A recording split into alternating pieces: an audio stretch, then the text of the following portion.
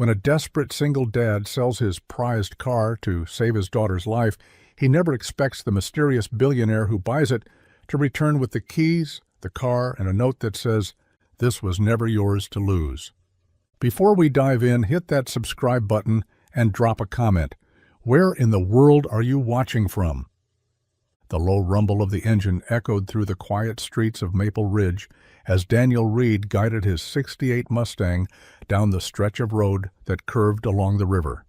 The morning sky was a soft watercolor, blue bleeding into gold, casting long shadows across the frosted pavement.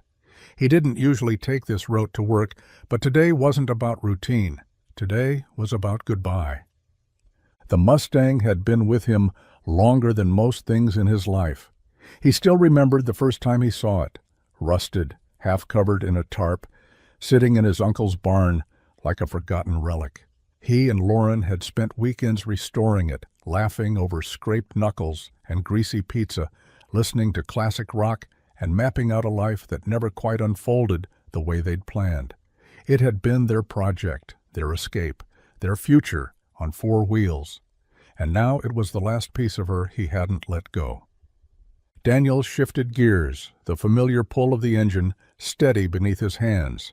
The leather seat creaked as he leaned back, trying to take in every detail, the hum under the hood, the scent of old vinyl, the way the steering wheel still fit perfectly in his grip.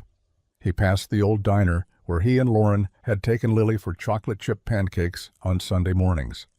Past the elementary school where Lily had first learned to write her name. Past the auto shop that barely kept its lights on these days, thanks to bills that stacked faster than the cars he could fix. His jaw clenched.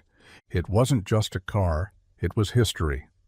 It was the echo of Lauren's laugh over the roar of the open road, her hair wild in the wind, hand on his knee. It was the long drive home after Lily's surgery 3 years ago, her tiny form asleep in the back seat, stuffed bear clutched to her chest. The car had held their joy, their heartbreak, their hope. But Lily needed more than stories now. She needed another chance. Daniel turned into the gravel lot beside the old general store and cut the engine. The silence was immediate and unforgiving. He sat still, hands on the wheel, not ready to let go. Then slowly he exhaled. It was time. He stepped out of the car. The door clicked shut behind him with finality. The Mustang gleamed in the morning light, as if it knew it was saying goodbye, too. The call came just after noon. Daniel Reed was beneath a lifted pickup, socket wrench in hand, trying to loosen a bolt that refused to budge. His phone buzzed once, then again. He ignored it at first. Customers didn't usually call during work hours, and his focus was razor-thin these days. But when it rang a third time, and he saw the school's name flash across the screen, something inside him went cold. "Mr. Reed, it's the nurse at Maple Ridge Elementary," came the voice, too calm for how fast his heart was starting to race. "Lily collapsed during recess. We've called an ambulance. They're taking her to St. Agnes." He didn't remember tossing the wrench or how fast he ran for his truck. The only thing he could recall was how the sky looked, gray and low like it was pressing down on the world, and the way his chest refused to loosen, no matter how deep he breathed. By the time Daniel reached the emergency room, Lily was already behind a curtain, hooked up to machines that beeped steadily and monitors he couldn't understand. A nurse gently led him to a chair beside the bed. His daughter, his bright, curious, story-spinning Lily, was pale and still, a faint crease between her brows like even unconscious she was trying to figure things out. The doctor came in not long after, kind eyes, tired hands, words delivered gently, but they hit like hailstones. "There's a congenital heart defect," the doctor said. "It's one we often catch earlier, but sometimes the signs are subtle. She's going to need surgery." Daniel blinked. "Surgery? But we've never had any problems. She runs, she plays." "I know, but the valve's weakening. The sooner we intervene, the better the outcome." He heard numbers next, figures that sounded more like the cost of a house than a procedure. And no, they didn't take payment plans for surgeries of this scale. not for out-of-network patients with no insurance. Daniel nodded, said he understood, though he didn't. Not really. When the doctor left, he reached for Lily's hand. It was warm, too small, too fragile. She stirred, eyelids fluttering. "Hey, kiddo," he whispered, trying to keep the tremble from his voice. "Daddy," she mumbled, eyes still closed. "I'm tired." "I know," he said softly. "You just rest, baby. I've got you." And in that moment he knew, no matter what it took, no matter what he had to sell or beg or break, he'd find a way. Daniel sat at the kitchen table long after Lily had fallen asleep, her soft breathing drifting down the hallway like the fading echo of a lullaby. The clock ticked too loudly in the silence, each second cutting deeper than the last. He stared at the stack of paperwork in front of him, hospital intake forms, surgical estimates, medication schedules. None of it looked real, just numbers and ink, cold and merciless. The estimate for the surgery sat on top, the total circled in red ink like a cruel joke. $78,000. Even if he worked double shifts every day for the next 5 years, he wouldn't come close. The shop barely paid the bills. His savings were gone, drained over the past year, with Lily's tests, rent, food, and gas, though there was no family to call, no backup plan, just him and her. He rubbed his temples, willing the pressure behind his eyes to go away. The weight of it all, the fear, the helplessness, the guilt, pressed down like a vice. For a second he thought about walking away, just taking Lily and disappearing into some quiet town, hoping for a miracle. But he knew better. Hope didn't come cheap, not in this world. His eyes drifted to the old photograph pinned to the fridge, a younger version of himself and Lauren, leaning against the Mustang, her hands greasy from the engine, her smile wide and unbothered. That car had been their shared dream, the thing they'd built together when the world still felt full of possibility. He didn't want to lose it. But then he thought of Lily, her tiny fingers gripping his when she was scared, the way she always asked if Mommy could see her from the sky. How brave she had been, even when her lips turned blue on the hospital bed. Daniel stood up slowly, walked to the window, and looked out at the garage. The Mustang sat beneath the flickering motion light, polished and proud, like it was waiting for one last ride. He hadn't even told Lily he was thinking about selling it. Part of him didn't want to admit it to himself. But he knew. He would post the listing tomorrow, because the car had once saved him. But now it was Lily who needed saving. And some things you just couldn't put a price on. Daniel stared at the blinking cursor on the listing site, his fingers hovering motionless above the keyboard. The garage smelled faintly of oil and dust, the scent of years gone by. The Mustang gleamed beneath the overhead light, its deep green paint flawless, chrome polished to a mirror shine. Every inch of it spoke of care, of history, of love.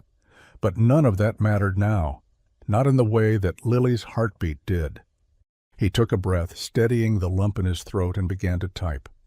For sale, 1968 Ford Mustang Fastback, mint condition, fully restored, one of a kind. He paused. That part was easy. Anyone looking for a muscle car would know the value the second they saw the pictures he uploaded, close-ups of the custom engine, the restored interior, the spotless undercarriage. But it was the next part he struggled with, the part he had to write as a father, not a seller.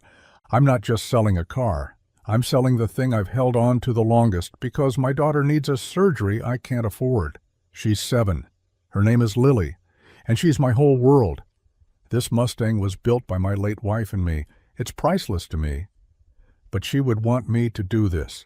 She would want me to choose our daughter's life over anything else. So that's what I'm doing. Daniel stared at the words, his chest tightening. It felt wrong putting his pain out there for strangers to read, like he was begging. But this wasn't pride anymore. This was about survival. He hit publish. Within minutes, the post was gaining traction. Comments flooded in, some offering prayers, others asking for more photos. A few people tried to lowball him, as always, but one message stood out. It came from a private buyer with no profile picture, no public information, just a simple offer. Asking price accepted. No negotiations. Will wire payment and arrange transport immediately. Daniel blinked. It was more than he expected. Too smooth, too fast. He read the message again, his fingers trembling. Then he looked at the Mustang. "Guess this is goodbye, old girl," he whispered. But even as he said it, something in his gut twisted. He had sold the car to save Lily, but somehow it felt like he was losing part of her mother all over again. The email came less than an hour after Daniel listed the car. No questions, no haggling, no delays. Subject: Mustang purchase. Full offer accepted. Payment will be wired today. Transport has already been arranged. Please confirm your address and availability for pickup within 24 hours. No name, just a generic email handle and a signature that read simply AV. Daniel reread it 3 times, half convinced it was a scam. But before he could second-guess it any further, his phone buzzed. A notification from his bank. The money had landed. $78,000. In full, clean, no note, no follow-up, just done. He stared at the screen, heart hammering against his ribs. Relief and confusion tangled together in his chest like threads in a knot. He should have been celebrating. Lily's surgery could be scheduled now. No more waiting, no more fear. But instead of joy, there was only a heavy quiet. The next morning, a matte black transport truck rolled up to the shop. It came early, before the sun had fully risen, casting long shadows across the gravel lot. The driver stepped out without a word, clipboard in hand, mid-50s, ball cap pulled low, sunglasses hiding his eyes. "You read?" he asked. Daniel nodded, still trying to make sense of how fast everything was happening. The driver handed him the clipboard, indicating where to sign. No special instructions, just load and go. Daniel walked to the Mustang slowly, like each step brought him closer to something final. The car sat perfectly in the morning stillness, clean and composed, as if it understood its time here had run out. He ran a hand along the smooth fender, his throat tight. He remembered Lauren's laughter echoing through this very garage. Remembered Lily's tiny hands gripping the steering wheel, pretending she was going to race the moon. So many memories, all packed into the shell of a machine. He gave the driver a nod, and together they guided the Mustang onto the ramp. No words, no goodbyes. Within minutes, the truck pulled away, engine rumbling, as it disappeared down the long stretch of road. Daniel stood there long after it was gone, staring at the empty space where the car had been, wondering who would buy something so fast, so quietly. And more than that, why? The rumble of the transport truck faded into the distance, swallowed by the stillness of the early morning. Daniel stood in the cold, his hands jammed into the pockets of his worn work jacket, watching until the red taillights disappeared behind the line of bare trees at the end of the road. Then there was only silence, and the empty driveway staring back at him. The Mustang had never been just a car. It was memory, ritual, and grief wrapped in steel and chrome. Every oil change, every polish, every small repair had been a way to hold on to Lauren just a little longer. Losing it felt like saying goodbye to her all over again, but this time there was no time to mourn. Daniel turned and walked slowly back toward the house. Frost crunched beneath his boots, the morning air sharp against his face. He paused on the porch, hand on the railing, and looked out once more at the vacant patch of gravel where the car had always sat, its spot like a missing tooth in the smile of their little home. It was gone, but Lily was still here, and that made the ache worth it. Inside, the house was quiet. The heater rattled in the hallway, fighting off the cold that crept in through old window frames. Daniel moved through the kitchen like a ghost, filling the kettle, placing it on the stove, not really tasting the motions of the morning. His eyes drifted toward the fridge where Lily's drawings were pinned with magnets, purple stick figures, suns with smiling faces, a bright red car with 3 people inside. He traced his thumb over one of them absently. In the next room, he heard the creak of Lily's bedroom door. Small footsteps padded toward him. "Daddy?" Her voice was still thick with sleep. Daniel turned, forcing a smile. "Morning, sweetheart." She blinked up at him, rubbing her eyes. "Where's the Mustang?" He crouched beside her, pulling her into a hug. "We had to let it go." Lily leaned into him, her arms wrapping tight around his neck. "Will it come back?" Daniel closed his eyes. "No, baby. But it helped us get something even more important." She didn't ask what. Maybe she didn't need to. He held her a little longer, feeling the weight of everything he'd given up and everything he might still get to keep. The appointment desk at St. Agnes Medical Center smelled faintly of antiseptic and tired coffee. Daniel sat across from the receptionist, a clipboard on his knee, pen hovering just above the final signature. His hands trembled slightly, but not from nerves, more from everything that had led to this moment. It was done. The money from the Mustang sale had cleared. He'd wired the deposit yesterday and brought in the rest today. Savings scraped from an old emergency fund, a last-minute loan from a friend, and the final payment from the car buyer. Somehow, some way, it had all come together. Lily Reed, age 7, pediatric cardiac valve reconstruction. The receptionist read aloud softly, confirming the details. Daniel nodded. He couldn't speak yet. "We've scheduled her for Tuesday morning. Pre-op will begin at 6:30 a.m. You'll need to arrive by 6. Dr. Benson will meet with you both the evening before to go over final prep." She smiled gently, placing the paperwork in a neat folder and handing it to him. "She's in good hands, Mr. Reed." Daniel managed a small thank you, his voice quieter than usual. Outside the hospital, the winter sun had begun its slow slide toward the horizon, casting long shadows across the parking lot. Daniel leaned against his truck for a moment, folder tucked under his arm, and exhaled.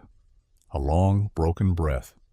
He should have felt relieved. He should have felt victorious, but all he could feel was the weight of everything he'd had to trade in. That Mustang was more than metal. It was the last piece of Lauren he could touch.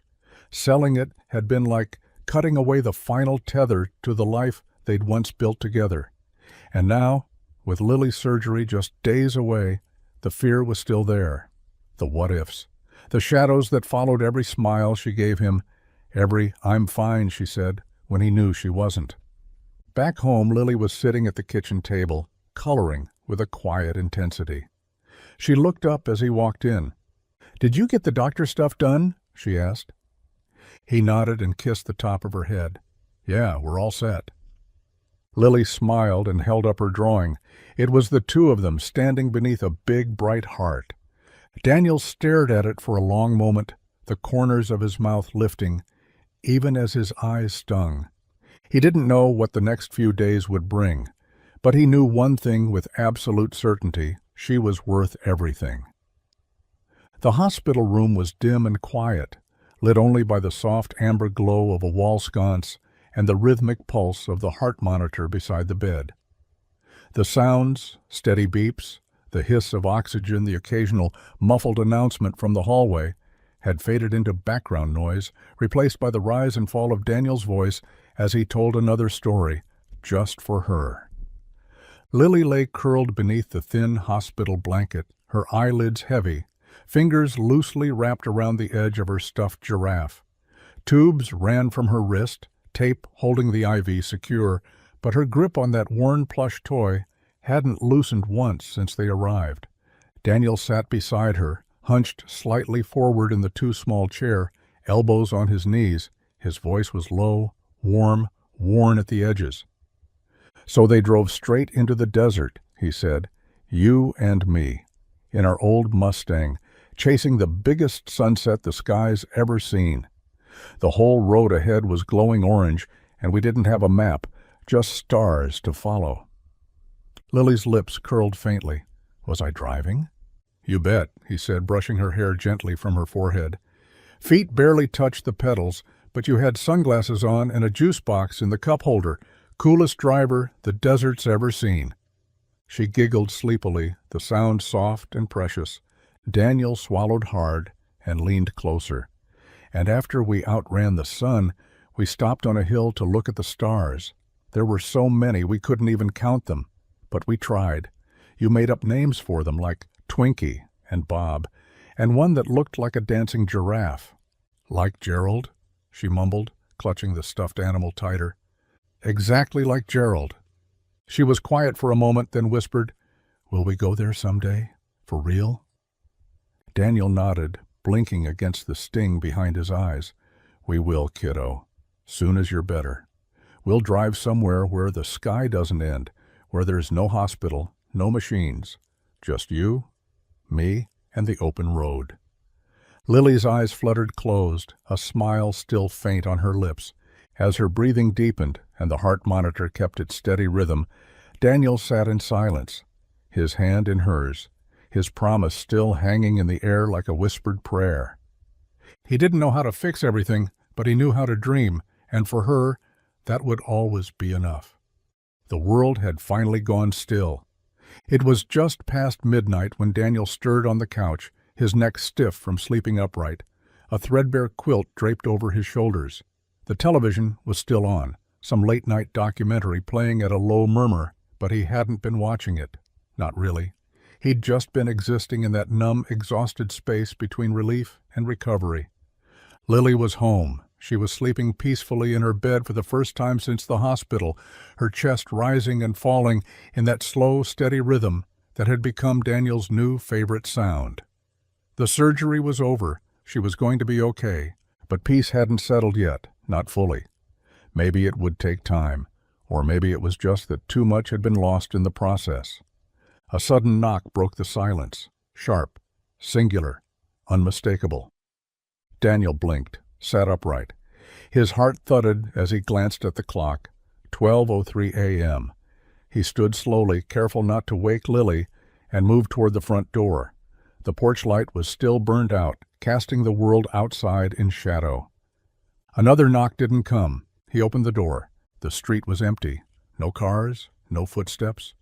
Just cold night air pressing in around him. He stepped onto the porch, squinting into the dark. Then he saw it. Lying there on the worn welcome mat were a pair of familiar keys, black key fob, scratched silver tag with the initials DR, still etched faintly into the metal. His breath caught. Beside the keys was a folded piece of thick paper. No envelope. Just a single note. He crouched, picked them both up, his hands suddenly unsteady. Unfolding the paper, he read, "This was never yours to lose. No name, no contact. Just those 7 words." Daniel stood frozen, staring at the message, the keys cold in his palm. Slowly, he stepped off the porch, walked down to the driveway. There, parked perfectly where it used to sit, was the '68 Mustang, his Mustang. Not just returned, but restored. The paint shimmered like fresh rain. New tires, polished chrome, every dent, every scar, gone. For a long moment he just stood there, keys clutched tight, heart pounding. He didn't know who had done this, or why. But deep down, he knew one thing with absolute certainty. Someone out there had been watching, and they believed he still deserved to dream. Daniel didn't sleep that night. The note sat on the kitchen table, unfolded and smoothed flat, like maybe if he stared at it long enough, the meaning would change. But it didn't. This was never yours to lose. 7 words, handwritten in dark ink, clean and deliberate. Not a signature, not even an initial, just that single line, cryptic, certain, and somehow personal. Outside the window, the Mustang gleamed under the street lamp, more beautiful than he'd ever seen it. The body had been repainted a deeper forest green, smooth as glass. The rims were upgraded, the interior reupholstered in soft leather that still had that faint new car scent. The engine, he'd checked, hummed like a dream. Someone hadn't just returned the car. They had restored it beyond what Daniel ever could have afforded, beyond what it had ever been, and they hadn't left a trace. He'd checked security cameras around the shop. Nothing. Asked his neighbor across the street. She hadn't seen a thing. It was like the car had simply materialized, along with the note and the keys, as if someone knew exactly when he would need it most and exactly what it meant to him. Daniel leaned back in the chair, rubbing his tired eyes. The part that kept echoing in his mind wasn't the car itself, it was the words, "Never yours to lose." Who would say that? Who could say that? Someone who knew the story, someone who'd read the listing, someone who understood what the Mustang meant to him, to Lauren, to Lily. His thoughts kept circling back to that mysterious buyer, the one who paid full price, no questions asked, and arranged for same-day pickup. No profile picture, just the email. AV. And now? This. He got up and stepped outside again, barefoot on the cold porch, keys in hand. The night air was sharp, but he didn't feel it. He just stared at the Mustang, his reflection caught in the polished surface. For the first time in weeks, he felt something stir in his chest. Not confusion, not anxiety, gratitude, and a flicker of awe.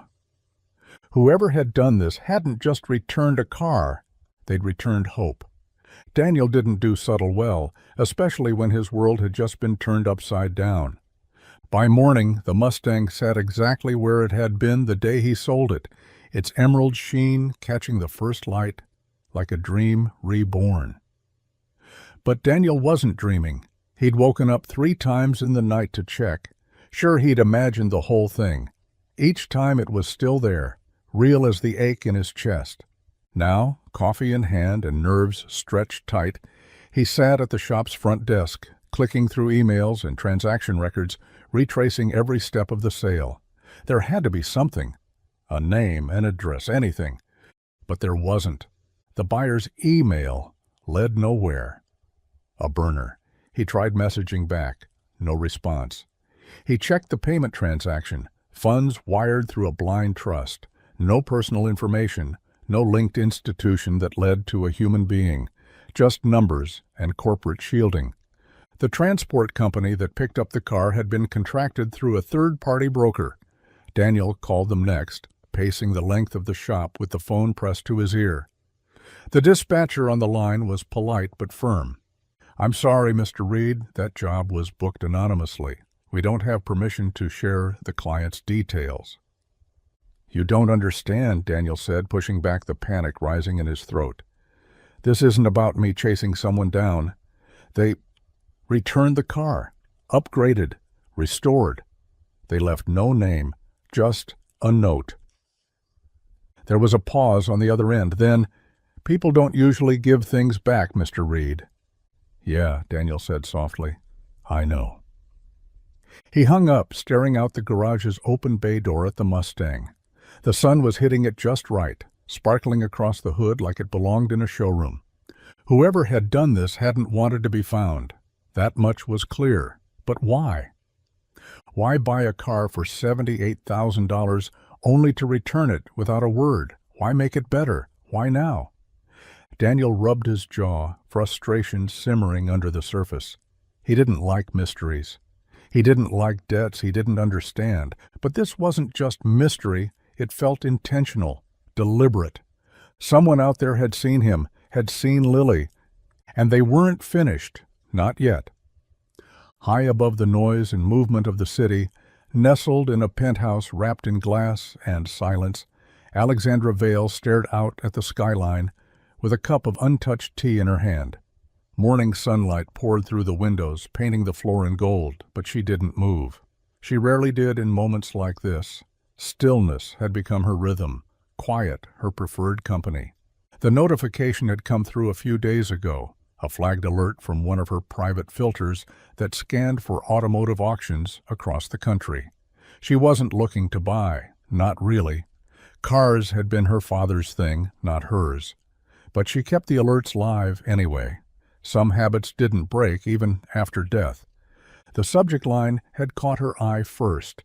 1968 Mustang Fastback, for sale by owner, urgent. But it was the listing that stopped her cold. A single dad, selling the car he and his late wife had restored, not to move, not for profit, but to pay for his daughter's heart surgery. Alexandra had read it twice. Then a third time. There was something raw about it, unfiltered, quiet, and heartbreakingly sincere.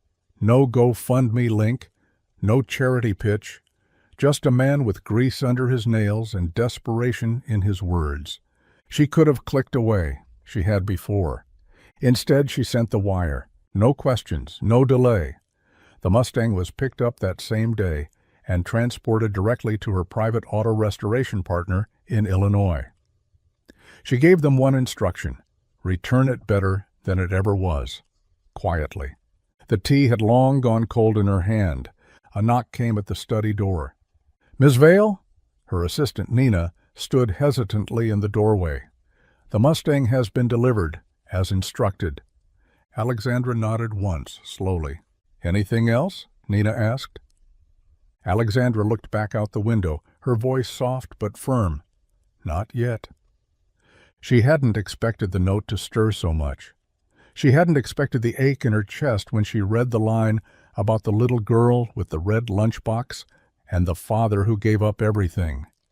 Her own father had died when she was 14, and no one had done anything like that for her. But someone had done it for Lily. And that man, Daniel Reed, didn't even know she existed. Not yet. The Vale estate was a place where silence wore expensive shoes, wide marble halls, whispering doors, people who always seemed to know when not to look. Alexandra had grown up here, in this cold and polished kingdom of privilege, where affection was measured in performance and legacy was everything. She stood now in her father's old study, untouched since the day he died. The books still lined the walls, spines leather-bound and undisturbed. The desk, a hulking mahogany relic, sat in the same position it had always been, angled just enough so the city skyline was framed through the tall windows behind it. She ran a hand lightly along the edge. The surface was as smooth as she remembered, but colder now, just like everything else he left behind. Her father, Charles Vale, had been a legend in the auto industry, a man who could command boardrooms with a look and charm, stockholders with nothing more than a nod. But to Alexandra, he'd simply been Dad. Until he wasn't. The flashbacks came without invitation, creeping in like smoke under a door. She was 14. Her father was in the hospital, a massive coronary, they'd said. The doctors needed a signature to proceed with an experimental procedure, one that might give him a fighting chance. But the board, led by Charles's younger brother, delayed. They cited liability, shareholder risk, image. By the time the lawyers had finished talking, Charles Vale was gone. Alexandra remembered the numbness first, then the fury, then the quiet decision that would define the rest of her life. They don't get to decide anymore. I do. She had been 19 when she took control of Vale Holdings, 24 when she ousted every board member who had sat idle in that conference room, 30 by the time she'd turned the company into something leaner, sharper, and entirely hers. But money had never fixed what was broken, not really. So now, when her internal filters flagged Daniel Reed's listing, and she read his story, a father sacrificing the only piece of his wife he had left to save their child, something deep within her stirred. Not pity, not charity, recognition. Because once upon a time, someone had chosen money over a life she loved. This time she'd choose differently. Lily's laughter returned in fragments, quiet at first, like a song Daniel hadn't heard in a long time and wasn't sure he'd ever hear again. But day by day, it grew louder, steadier, filling the house in ways silence had hollowed out over the last few months. She was healing. The color had come back to her cheeks. Her steps, once slow and cautious, now bounced with the lightness he remembered. He caught her dancing in the hallway one morning in her fuzzy socks, arms flailing, breathless with joy.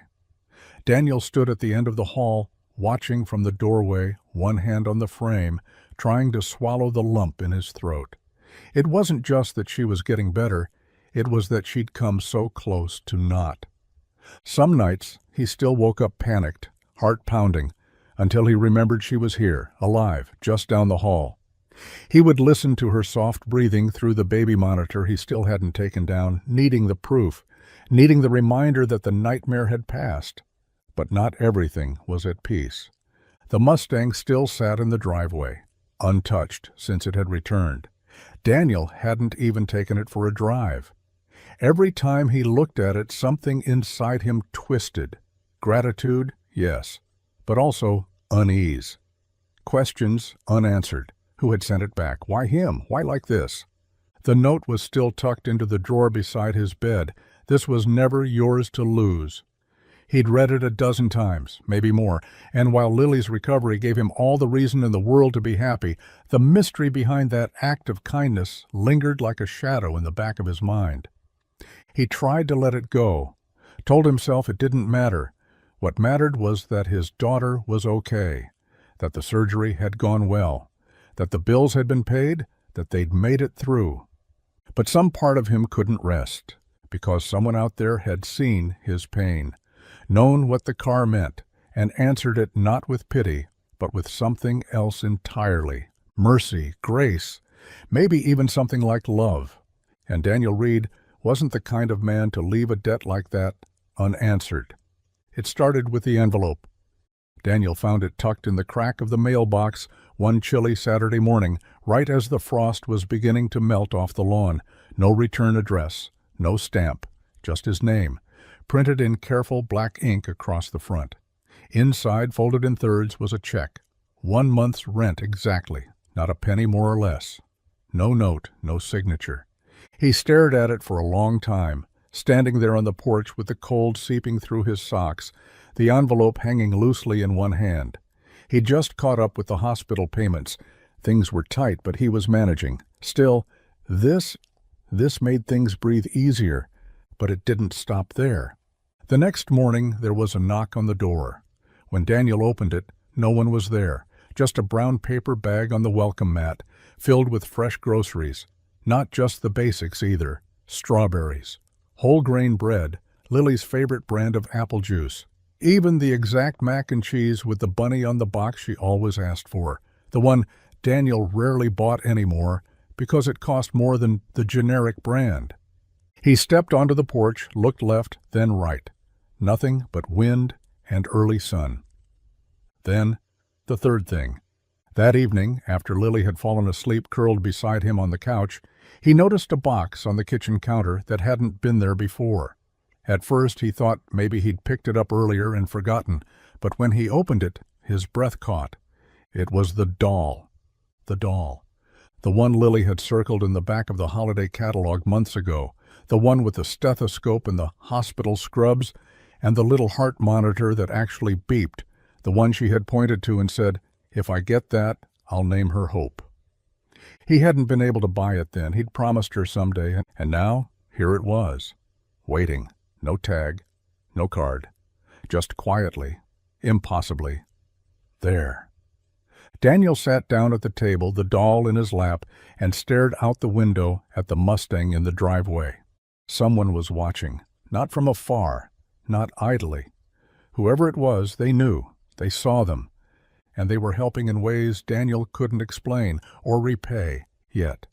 The more the gifts arrived, the more Daniel's gratitude blurred into obsession. He didn't talk to Lily about it. She just thought the world had finally turned kinder. She called the doll Hope and carried it everywhere, even to bed. He smiled for her, nodded along when she asked if maybe Santa came early, and said things like, "Maybe he did, sweetheart," though his mind was already racing ahead, trying to solve the puzzle that kept him up every night. He needed to know who was behind it all, not because he didn't appreciate it, but because he couldn't stand not knowing. The Mustang, the note, the check, the groceries, the doll. Someone out there was investing in his family like they knew him, and he couldn't just accept it blindly. He had to look them in the eye and say thank you. He had to understand why, so he started with what he knew, the car sale. He pulled up the invoice from the pickup day and found the broker's name, Orion Specialty Transport, a private vehicle hauling company based in Chicago. He called, waited on hold, got transferred, got stonewalled. Sorry, Mr. Reed. We're contracted under strict confidentiality. Our clients pay for discretion. We can't disclose who booked the order. I'm not asking for an address, Daniel replied, voice tight. Just a name, a company, something. They returned the car, restored it, left it in my driveway with a note. I need to say thank you. The woman on the other end paused, not unkind but unmoved. I believe you, but I can't help. I'm sorry. He called again 2 days later, different rep. Same answer. He even drove to the transport office on his day off. It was a sleek, modern building with glass doors and an empty front desk. A receptionist smiled and politely repeated the same line he'd already heard. Your order was fulfilled through an anonymous, third-party account. We are not authorized to release further information. Wall after wall. Daniel walked out into the wind, the city around him indifferent to his search. He stared at the cars passing on the street and felt, for the first time in weeks, powerless again. Whoever this guardian angel was, they didn't want to be found. But that didn't mean he'd stop trying. The rain had come fast that morning, gray sheets sweeping over Maple Ridge like the sky had finally decided to let go. Daniel pulled into the small diner on the corner of Main and Fifth, windshield wipers squeaking in tired arcs. Lily was at school, her strength returning more each day, and for once Daniel had a few minutes to breathe. He didn't usually come here, too many memories. He and Lauren had spent Sunday mornings in that back booth, sharing greasy hash browns and letting Lily draw faces in the syrup with her spoon. But today, something tugged him toward the familiar. Maybe he just needed a place that still smelled like burnt coffee and fresh biscuits. The bell above the door jingled as he stepped inside. The place was quiet, the morning rush long gone. He ordered a black coffee and slid into a corner booth, pulling out his phone to check work messages he wasn't really reading. A few minutes later, the door chimed again. She walked in without fanfare. No designer heels, no entourage, just a wool coat, jeans, boots damp from the rain. Her dark hair was tied in a loose braid, and her green eyes scanned the room before landing on the only other person inside, him. Mind if I join you? She asked, gesturing to the seat across from his. Daniel looked up, surprised. She was striking, but not in the kind of way that screamed for attention. It was more in the way she held herself, quiet confidence, like she knew how to blend in when she needed to. There was something familiar about her, though he couldn't place it. Sure, he said, nodding. Place is empty anyway. She sat down, offering a warm smile. I hate eating alone. The waitress came by, and the woman ordered tea and a blueberry muffin. They made small talk at first, about the weather, about how quiet the town had gotten since the holidays. She asked if he was from Maple Ridge, and he told her he'd grown up 2 towns over. She told him her name was Alex. Short for Alexandra? He asked. Sort of, she said with a shrug, but everyone just calls me Alex. He didn't know he was sitting across from the woman who had returned his car, paid his rent, and made his daughter smile again, and she didn't tell him. Not yet. The coffee grew cold between them, forgotten, as the minutes slipped by. Daniel found it strangely easy to talk to Alex. There was something about her presence, steady, attentive, unhurried, that disarmed him. She didn't fill silences with idle chatter or interruptions. She just listened, like she meant to carry whatever he handed her. So, she said softly, stirring her tea, you mentioned you have a daughter? Yeah, Daniel replied, smiling faintly. Lily, 7 going on 17, smart as a whip, obsessed with space. Told me last week she's going to be the first astronaut to bring snacks to Mars. Alex laughed gently, eyes lighting up. That's a very specific mission. She's got big plans, he said, the warmth in his voice unmistakable. Had a bit of a health scare recently. Heart surgery. Scariest few weeks of my life. Her smile faded slightly, but her gaze didn't waver. She's okay now? She's getting there, stronger every day. He paused, looking down at his hands. We were lucky, real lucky. Alex sipped her tea, letting the weight of his words hang in the space between them. Sounds like she has a pretty incredible dad. Daniel shook his head. Nah, just a guy trying to keep up. I sold my car. My wife and I built it together before she passed to pay for the surgery. Thought it'd break me, honestly, but it saved her. That's the only thing that matters. Her hand tensed slightly on her mug. He didn't notice. I'm sorry, she said. About your wife. Thanks, he replied. It's been a few years, but some days still feel like day one.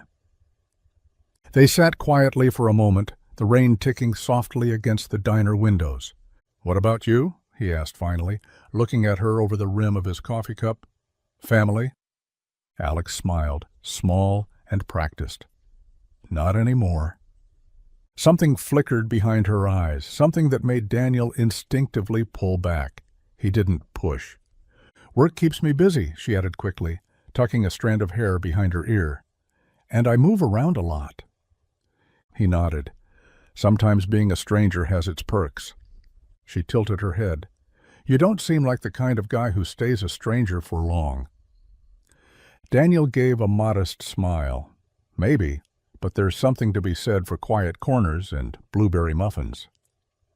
Neither of them said what they were really thinking, not yet.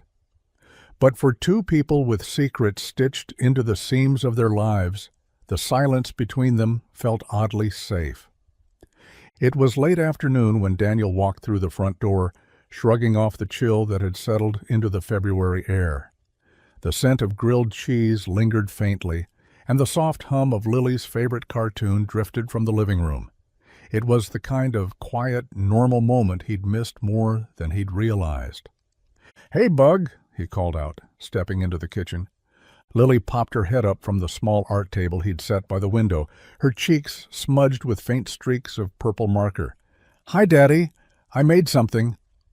Daniel smiled and walked over. Another masterpiece?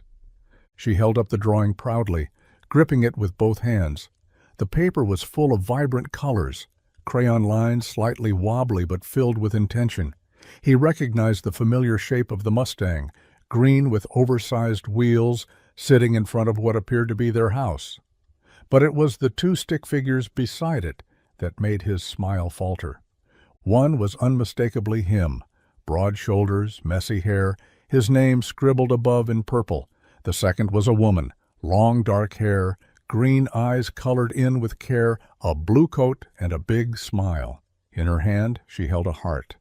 Above her, written in Lily's careful handwriting, "The nice lady from the diner." Daniel crouched next to her, studying the drawing. "When did you draw this?" "Just now," she said, beaming.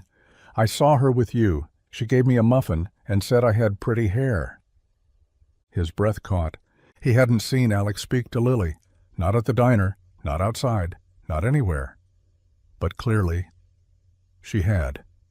"You remember what she looked like?" he asked gently. Lily nodded. "Uh-huh.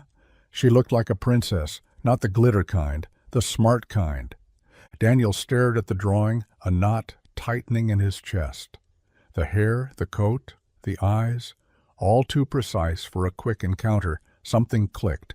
He stood slowly, the drawing still in hand. He looked out the window where the Mustang sat, gleaming in the last of the sun. It couldn't be. But deep down, a part of him already knew. Alex wasn't just some stranger from the diner. She was the one who'd brought the car home. The next time Daniel saw her, the air between them felt different.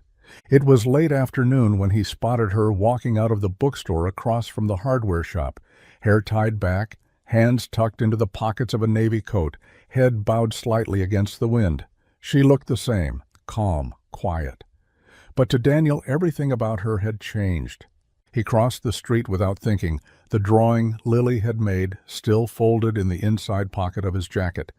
His boots splashed through a shallow puddle as he stepped in front of her path. "Alex?" She looked up, surprised but not startled. "Daniel!" He stared at her, searching for something in her face. guilt, hesitation, a denial ready to fall from her lips, but she didn't flinch. "I know it was you," he said, voice steady. "The Mustang, the groceries, the doll, all of it." For a moment she said nothing. Then, slowly, she exhaled and gave a small nod. "I was wondering when you'd figure it out." Daniel ran a hand through his hair, the swirl of emotions catching up all at once. Relief, gratitude, confusion, something close to betrayal. "Why?" he asked. "Why go through all the trouble? Why not just say something?" She stepped closer, her voice low.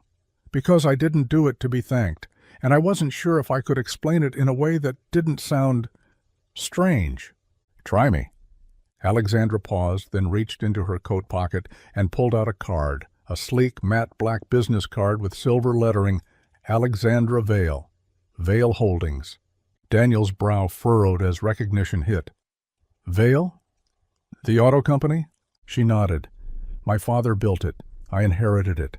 I don't run it publicly, but I own it, quietly."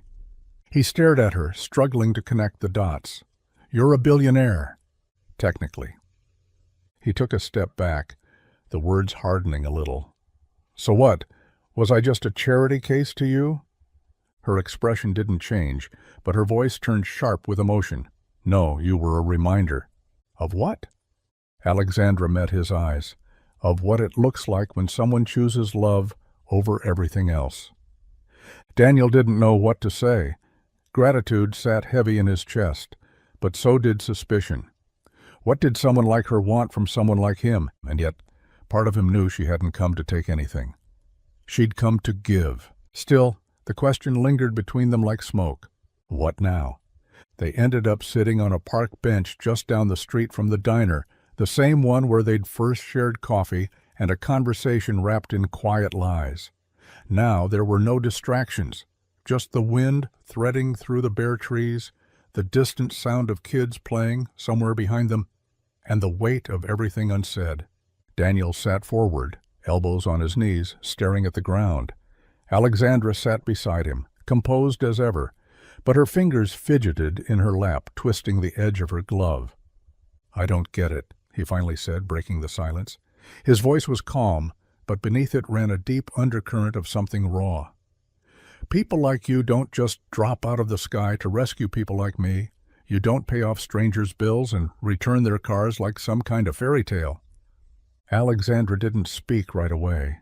She looked out across the park, eyes distant. "So why me?" he asked. "Why my daughter? Why my life?" She turned to him slowly, something vulnerable flickering behind the usual steel in her gaze. "Because," she said quietly, "I once needed a Michael." He looked at her, caught off guard. "When I was 14, she continued, "my father collapsed in his office. Massive heart attack. There was a procedure that could have saved him. Risky, expensive, but possible. The board hesitated. Investors worried about liability, and while they argued, he died." Daniel's breath caught. She hadn't told him this before, hadn't told anyone probably. "Everyone had the power to help," she said, her voice tightening. "But no one chose to, not when it mattered." I remember thinking, what if just one person had stood up? Someone without a stake. Someone who didn't care about the money, just the person. She looked back at him. "That's what you did. For Lily, you gave up the thing you loved most without hesitation. You chose your daughter. And when I read your story, it felt like someone had finally answered a question I've been asking for years."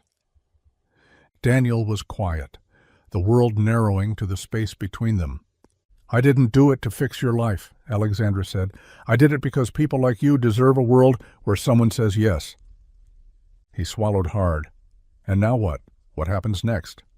She gave a small, unsure smile. "That's up to you."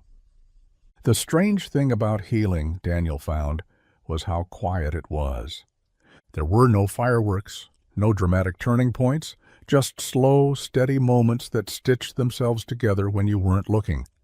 Like how Lily started eating full meals again, how she didn't flinch during checkups, how she danced in the kitchen without getting winded, and somehow in the spaces left behind by worry, something unexpected began to grow. It started with simple things. A text from Alexandra. Coffee, I promise not to rescue anything today. A short walk through town. A visit to the used bookstore where she picked out an old astronomy book for Lily, smiling like she knew the stars personally. He took her to his favorite burger spot, the one with sticky booths and paper napkins, and she didn't complain when the ketchup bottle got stuck. She even laughed. Daniel didn't ask for anything, and Alexandra never offered what couldn't be accepted without shifting the balance between them. She didn't bring up the car, or the gifts, or the company she kept hidden behind a quiet smile. And he didn't bring up the weight she carried behind her eyes. They existed in this strange, fragile rhythm, two people orbiting gently around the edge of something deeper, careful not to lean too far, too fast. Sometimes she came by the shop, saying she was just in the area, which they both knew was a lie. But Daniel would pour her a coffee, and they'd sit in the break room or on the curb out back, sipping from mismatched mugs and talking about nothing important. She asked about Lily often, always with real interest, not out of politeness, and Lily in turn asked if the nice lady with the star book could come by again. Daniel didn't know what to call what was happening between them. It wasn't romance, not yet. It was something quieter, more like trust, learning how to breathe. There were no promises, no plans, just warmth in the cold. And for now, that was enough. The keys felt heavier than Daniel remembered. He stood beside the Mustang as the last of the afternoon sun melted across the hood, casting long shadows across the driveway. Alexandra stood beside him, hands in the pockets of her coat, watching him with a quiet smile. "You sure you want to do this?" she asked. Daniel smirked, twirling the keys around his finger. "First time I've had her out since she came home. She looks ready." He glanced at the car, then at her. "So do you." They climbed in, Daniel behind the wheel, Alexandra in the passenger seat. As the engine rumbled to life, deep and smooth, a wave of memory hit him, the scent of leather and polish, the soft whine of the starter, the faint creak of the gear shift in his hand. It was all the same, and somehow better. He glanced at Alexandra. "Pick a direction." She smiled. "Surprise me." They drove without a map, turning down winding back roads that curved through golden fields and bare trees, the late sunlight flickering through the branches like a moving painting. Daniel rolled the windows down halfway, letting the crisp air swirl inside, carrying the scent of pine and old earth. He reached for the radio, found a classic rock station, and the Mustang filled with the sounds of Tom Petty and Fleetwood Mac. Alexandra didn't ask for control, just listened, her hand resting on the window edge, hair loose now and catching the breeze. They talked, but not constantly. Sometimes the silence between songs felt more intimate than words. Daniel told her about the time he and Lauren had driven this same road the night before Lily was born, just to calm the nerves. How Lauren had sung to the baby in her belly with the windows down, promising her a world full of road trips and music. Alexandra shared a story, too, about the first car she ever drove, a beat-up convertible with a failing radio and a leaky roof. Her father had bought it for her secretly, against her mother's wishes. "It was the one thing that felt like it was just mine," she said, "even if it fell apart after 3 months." As the sun dipped lower, Daniel pulled off to a quiet overlook, the view stretching wide with open sky and fading light. He didn't say anything at first, neither did she. But something unspoken passed between them, a glance, a breath, a closeness that didn't need naming. For the first time in a long while, Daniel didn't feel like he was chasing peace. He was already in it. The tension crept in like a draft, quiet but impossible to ignore. It started over something small, a gesture. Alexandra had stopped by the garage with lunch. Nothing fancy, just sandwiches from a local cafe and a thermos of fresh coffee. Daniel had grease on his hands, a half-finished brake job waiting, and a short fuse he didn't know had been lit. "You didn't have to do this," he said, wiping his hands on a rag, more brusque than he meant to be. Alexandra set the bag down on the workbench. "I know I didn't have to. I wanted to." He glanced at the food, then at her. Right, because billionaires just pop by small-town shops to drop off sandwiches. Her smile faltered. "Daniel?" He turned back to the car. "Look, I appreciate it. I do. But I don't need anyone taking care of me." The silence stretched. "You think accepting something kind means you're weak?" she asked quietly. "I think I've spent years holding things together with duct tape and grit," he said, voice tight. "And suddenly, someone shows up with the money, the answers, the fairy tale ending, and I don't know how to exist in that. I don't know how to stand in that world without feeling like I'm just a charity case." She didn't reply right away. When she did, her voice was softer, but firm. "You're not." Daniel kept his eyes on the car, jaw clenched. "You think you've built your life with steel and sweat," she said. "But I've seen people with money build entire worlds out of paper. It doesn't hold when the wind changes. What you have, what you've done, is stronger than that." He looked at her then, really looked. No pity in her eyes, no judgment, just quiet strength, and maybe a little hurt that he hadn't trusted her enough to see it. She stepped closer. "This isn't about power, Daniel, or debt, or who owes who. This is about two people trying to figure out how to stand beside each other without flinching." He let out a breath, long, heavy. "I'm just not used to help." "You don't have to be," she said. "You just have to stop mistaking it for weakness." Daniel looked down, then back up at her. And for once he didn't argue.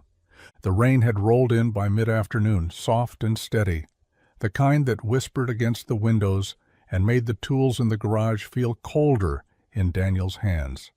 He stood beneath the open bay door, watching the water pool along the gravel edges, the Mustang parked safely inside, dry and gleaming, one of the only things around here that didn't look worn thin. Alexandra arrived with a quiet knock on the frame, her coat damp, boots trailing water. She held a folder in her hand, her expression cautious but hopeful. "Hey," she said. Daniel gave her a tired smile. "You bring more muffins?" She shook her head and stepped inside. "Something else." He set down his wrench and took the folder when she handed it to him. Inside were papers, permits, plans, sketches, his own garage, redrawn. A new sign, new lifts, clean modern design with old charm still intact, a fresh start. "What is this?" he asked, already knowing. "A proposal," she said. "I spoke with a few people I trust. Quiet, off the books, no cameras, no press. We could renovate the shop, expand it. You'd be in control, your name, your business, your way. I just want to help." Daniel's face hardened as he closed the folder. "Alex," he said, the words slow and heavy, "I can't take this." "Why not?" "Because this garage isn't just a building. It's what's left of my life. It's mine because I bled for it. I watched it fall apart when Lauren died, and I put it back together bolt by bolt. If someone else builds it for me, it's not mine anymore." Alexandra stepped forward, trying to read his eyes. "You think accepting help erases everything you've done? That it rewrites the story?" "No," he said, quieter now. "I think it shortens it." She stared at him, disappointment flickering behind her calm. "You're allowed to want more, Daniel. You're allowed to stop surviving and start building." "I am building," he said, gesturing around at the cracked concrete and rusted lifts, "slowly, the way I know how." He handed the folder back to her, not unkindly. "I appreciate it. I do, but I need to do this on my own." Alexandra nodded, folding the papers under her arm. She didn't argue. But as she turned to leave, her voice was quiet. Even strong men can get tired of carrying everything alone.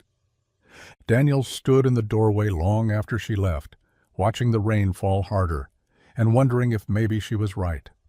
The next time Alexandra came by, it wasn't for Daniel. It was for Lily.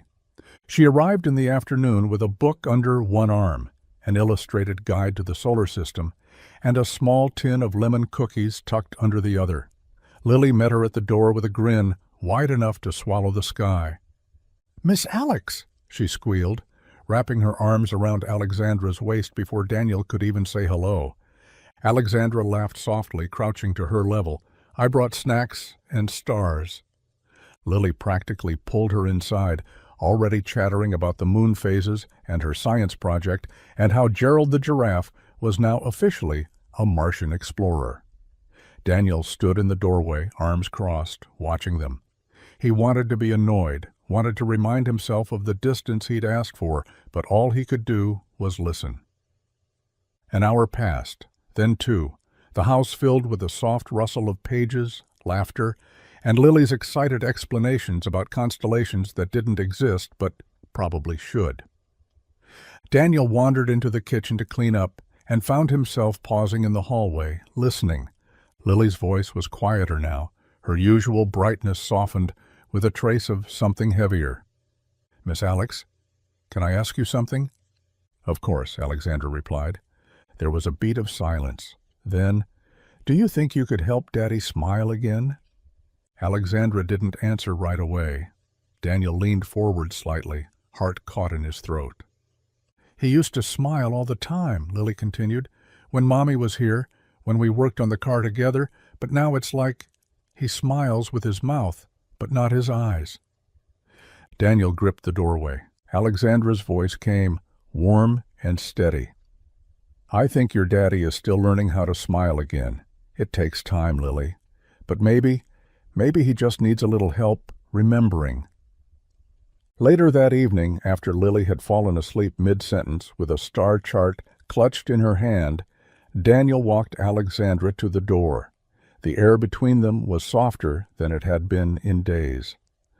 "She asked you to fix me?" he said, his voice wry, but touched with something real. Alexandra smiled faintly. "Not fix, just help." He looked at her, really looked. And this time he didn't feel small, he just felt seen. "About the garage," he said, rubbing the back of his neck. "Maybe we should talk." The first hammer swing echoed louder than Daniel expected. It landed clean against the rotted frame of the old storage room door, splintering the wood with a satisfying crack. He paused for a second, taking it in, the sound, the motion, the beginning of something new. Around him, the garage buzzed with life in a way it hadn't in years. Alexandra hadn't just offered help.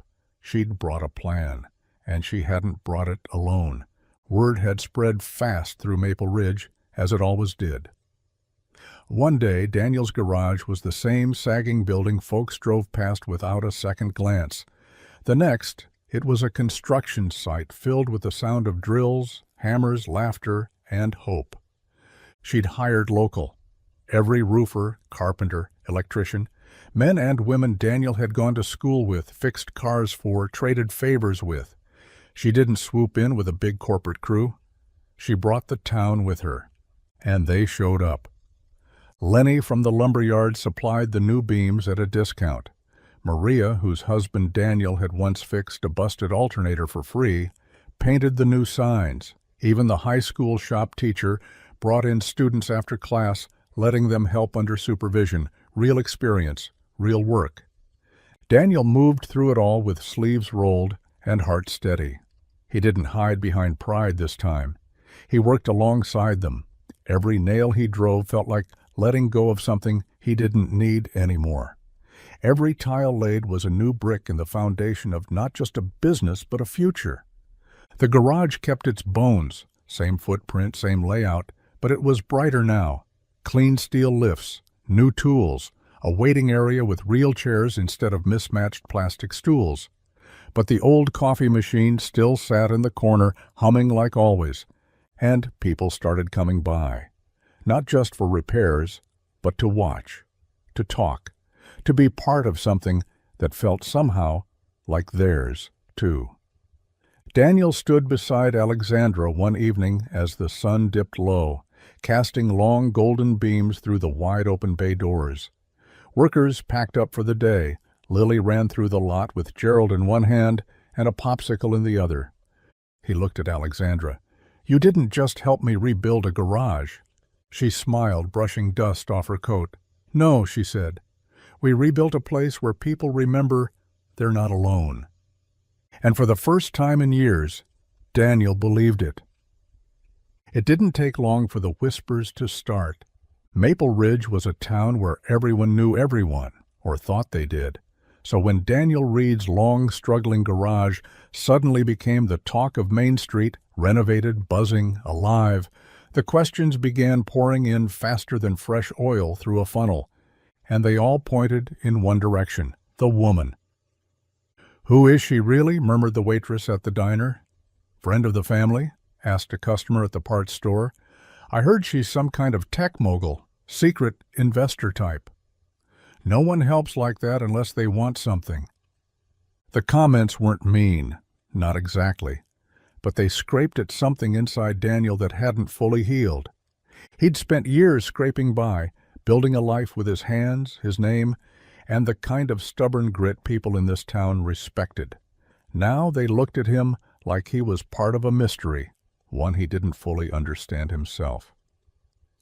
At the grocery store, he felt eyes linger a little too long. At church, the small talk carried an edge of curiosity that didn't feel like kindness. Even old friends came by the garage, eyes flicking between the new lifts and Alexandra's car parked out back, smiles tight around the edges. "She's got deep pockets," one of them said, not unkindly. "Guess we all need a guardian angel these days." Daniel nodded and said nothing, but the words stayed with him long after the man drove off. That night, while Lily slept upstairs with Gerald tucked under her chin, Daniel stood in the kitchen, staring out the window into the quiet yard. The Mustang gleamed faintly in the dark. Beyond it, the newly lit garage sign cast a soft glow against the gravel. He didn't doubt Alexandra's heart, not anymore. But he doubted his own footing in a world where someone like her could upend everything with a phone call and a checkbook. He wasn't used to being the man with help. He was used to being the help. When Alexandra knocked on the door, holding 2 mugs of tea and that steady, unreadable look in her eyes, he let her in without a word. "You heard the talk," she said simply. "Small town," he replied. She handed him a mug. Let them talk. But Daniel wasn't sure if he could, not yet. And that was the part that scared him. The evening had started quietly. Warm air, soft music drifting from the radio in the garage, Lily painting stars on the driveway with sidewalk chalk while Daniel tightened the bolts on an old Chevy. Alexandra had brought dinner again, her usual calm presence folding into their evening like it belonged. But something had shifted. Daniel noticed it in her smile. Smaller, more careful. In the way her phone buzzed twice and she stepped outside to take the call, voice hushed. She didn't usually take calls here. Not around him, not around Lily. He hadn't meant to follow, but when he stepped outside to grab a part from the storage shed, he caught the tail end of her conversation, her back to him, unaware he was within earshot. "Yes, I know it's not a business investment. I'm doing this because they need it, because he needs it." Silence, then her voice again, softer but sharp with emotion. "No, it's not charity. He wouldn't accept that. But he's a good man, and someone has to step in when the world won't." Daniel froze. She hung up a second later, and when she turned around he was already there. Expression unreadable, shoulders squared with something heavier than anger. "How long have you been deciding what I need?" he asked, voice quiet, but pointed. Alexandra blinked. "Daniel, I didn't know you were—" "Listening? Yeah, neither did I." She opened her mouth, then closed it, the weight of the moment settling hard between them. "You think this is about generosity?" he said, heat creeping into his voice. "About saving someone? You think I'm just another project for you to fix?" "No," she said quickly. "That's not what I meant.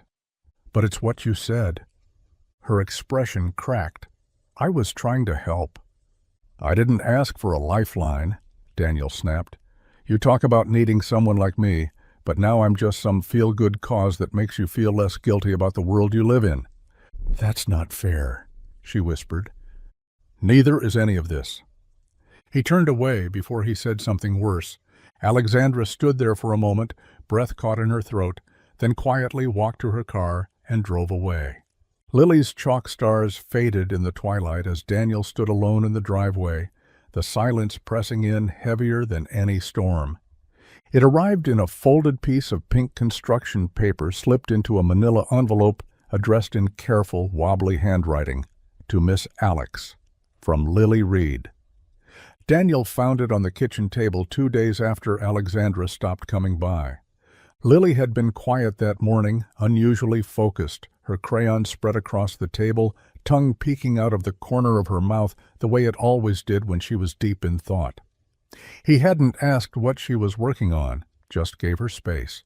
Now, as he unfolded the paper, the crayon still scattered like confetti around it, he felt his heart hitch. At the top of the page was a drawing, a stick-figure girl with brown hair standing between two taller figures, one with messy black scribbles for hair and a green shirt, the other with a long braid and a soft blue dress. They stood in front of the Mustang, drawn with its usual oversized wheels and shining sun overhead. Beneath it, in Lily's careful block letters, was a message. Dear Miss Alex, thank you for helping Daddy smile again. He was very sad before. I saw it even when he tried to hide it. But then you came, and the garage got shiny, and he laughed more. I think maybe you're magic. Please don't go away. We like you here. Love, Lily. Daniel sat down slowly in the chair beside the table, the letter trembling in his hands. She saw it all, the sadness, the change. The way Alexandra had filled the silent spaces, neither of them had known how to fix. He hadn't told her about what happened, hadn't wanted to.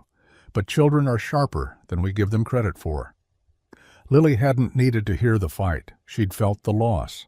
And now, in her small, innocent way, she was trying to patch something neither of them fully understood. Daniel stared at the letter for a long time. His chest ached, not from anger anymore, but from the realization of what he'd done. He'd pushed away someone who hadn't pitied him at all. She'd believed in him, not because he was broken, but because somehow she saw something worth rebuilding. And now it was his turn to try. The sound of the city wrapped around Daniel like static. Honking cars, distant sirens, and the rhythmic hum of tires on pavement. He stood on the sidewalk outside a sleek high-rise in Chicago, shoulders tense, hands tucked into the pockets of his jacket. The sky was steel gray above him, the wind sharp as it whipped through the buildings. He glanced down at the covered object resting in the bed of his truck. The tarp was tied tight, but he could see the shape beneath it. Smooth lines, clean chrome, carefully restored curves. It had taken him 2 weeks, working after hours, digging through old manuals, calling in every favor from every parts dealer he knew. He hadn't been sure it would even run, but he'd done it. A piece of her past rebuilt. He walked through the lobby with nothing but her name and a quiet determination. The receptionist raised an eyebrow when he said he didn't have an appointment, but a few words and a glance toward the truck outside was all it took.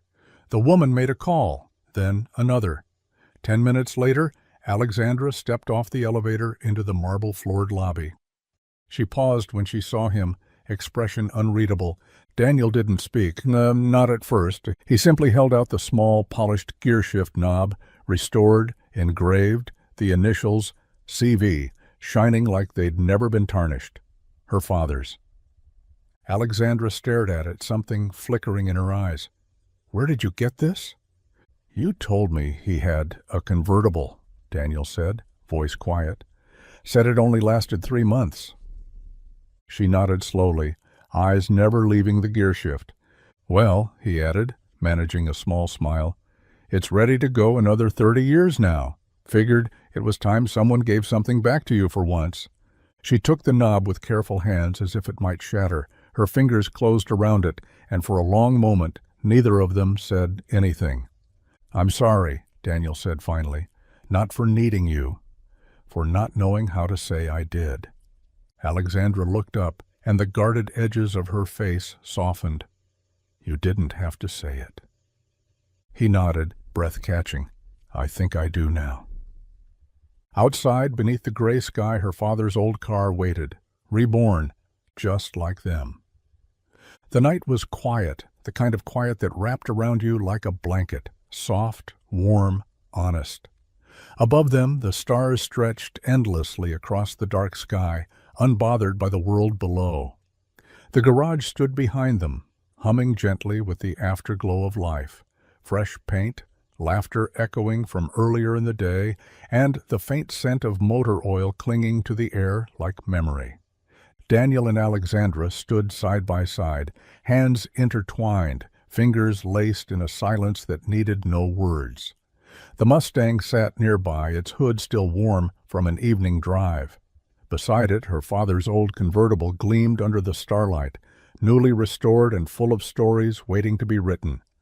Lily was asleep upstairs, curled around Gerald, unaware that two people, who once stood on opposite ends of the world, were now standing on the same small patch of gravel, and choosing each other. Daniel glanced at Alexandra, her hair loose in the breeze, eyes turned upward. "You know," he said softly, "when I sold that car, it felt like the end of something." She turned to him, eyes catching the starlight. "And when I returned it, I thought maybe it could be the beginning of something else." He smiled. "I didn't know I was letting go of one kind of love to make space for another." She stepped closer. "It was never just about a car, Daniel, or a garage, or even the past. It was about what we choose to build from the pieces." He nodded, a lump rising in his throat. "I used to think I had to fix everything myself, that needing someone meant I was failing." "And now?" she asked gently. He looked at her, really looked. "Now I know love isn't about fixing what's broken. It's about standing beside it, holding it steady, making something new out of the cracks." Alexandra reached for his hand, and he took it without hesitation. Above them the stars burned bright, not out of charity, not out of debt, but out of something quiet, certain, and real. Love, earned, shared, chosen.